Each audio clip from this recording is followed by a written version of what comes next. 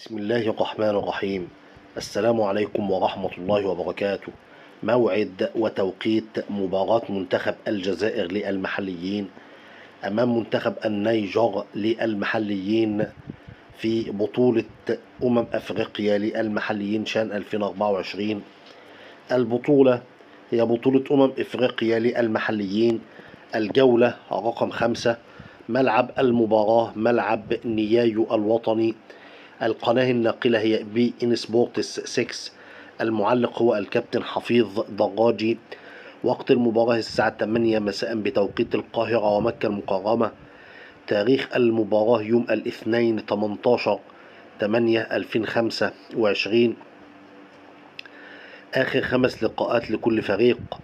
الجزائر تعادل في مباراتين وفاز في مباراتين وهزم في مباراة، أما النيجر هزم في 3 مباريات وفاز في مباراة وتعادل في مباراة. آخر لقاءات جمعت بين الفريقين كان لقاءين، وانتهى هذين اللقاءين بفوز منتخب الجزائر على منتخب النيجر في هذين اللقاءين. هذا هو موعد وتوقيت مباراة الجولة الخامسة في بطولة أفريقيا للمحليين لمنتخب الجزائر أمام منتخب النيجر. لا تنسوا الاشتراك في القناة. دمتم في حفظ الله والسلام عليكم.